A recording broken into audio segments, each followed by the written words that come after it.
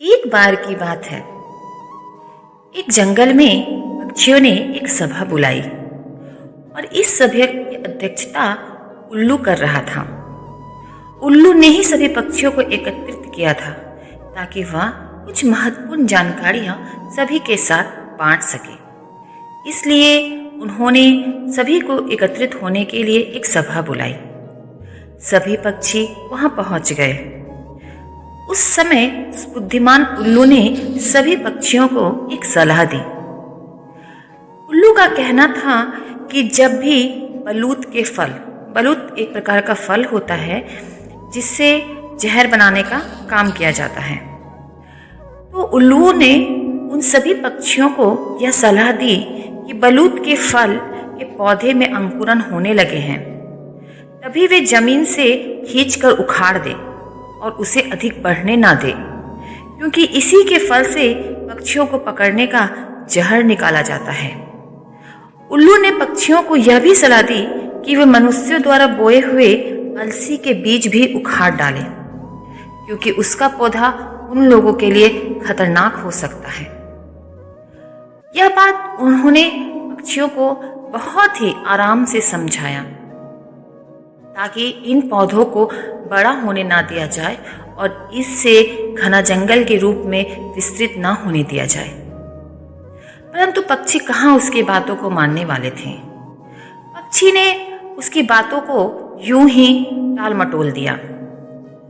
पर अंत में उल्लू ने उन्हें समझाया कि मैं जो कहने वाला हूं उसे ध्यान से सुनो।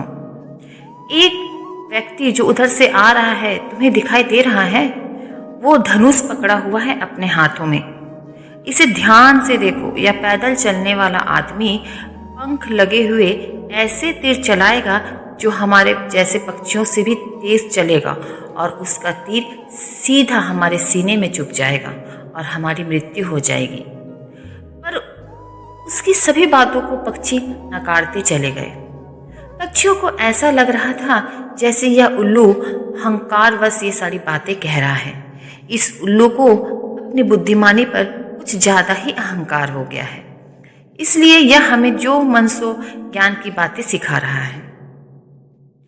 और सभी पक्षियों ने उस उल्लू को पागल करार कर दिया और उसकी बातों पर ध्यान नहीं देने को कहा और सभी पक्षी मिलकर उस उल्लू को पागल कहने लगे।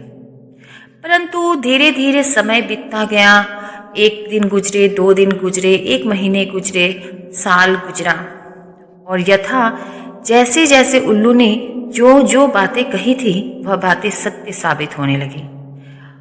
बलूत के फल से जहर बनाने लगा और उसी जहर को पक्षियों को मारने के काम करने लगे लोग।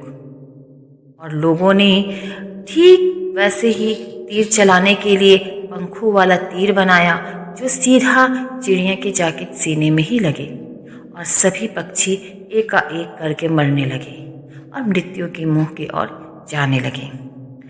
धीरे धीरे सब कुछ वही होता चला गया जैसा उल्लू ने भविष्यवाणी की थी। दिन अंतराल नए नए तकनीक यूज करके लोग और भी धुरंधर हो गए पक्षियों को पकड़ने में और धीरे धीरे पक्षियों की प्रजाति विलुप्त होने लगी। यह देखकर उन पक्षियों को बहुत आश्चर्यचकित हुआ।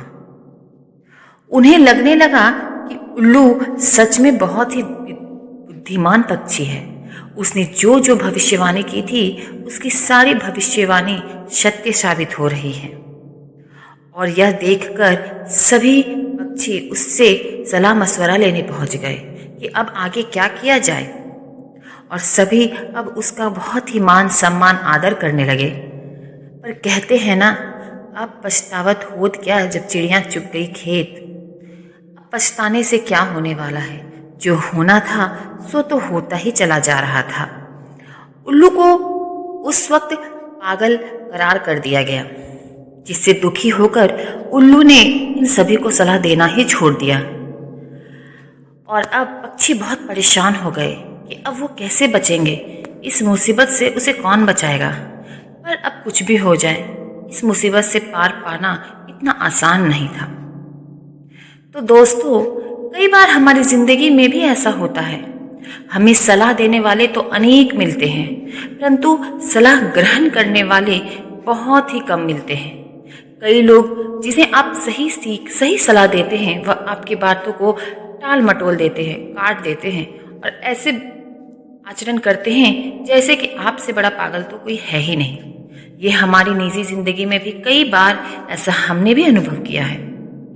इसलिए यह बहुत ही ज़रूरी है कि सलाह देने वाले की बातों को ध्यान से सुन लेना चाहिए। क्या हुआ अगर हम थोड़ी देर उसकी बातों को सुन ले तो हो सके कल आने वाले तूफान से बच सकते हैं। जैसे उन उल्लू की बातों को ना सुनकर इन पक्षियों ने बहुत बड़ी गलती की और अपने पैर पे खुद ही कुल्हाड़ी मार ली। तो चलिए फ्रेंड्स, मिलती हूँ अगली वीडियो में। तब तक के लिए बाय, अपना ख्याल रखिएगा। अगर आप मेरे चैनल पर नए हैं तो प्लीज़ मेरे चैनल को विजिट कीजिए। Please like, share and subscribe my channel. Thank you so much.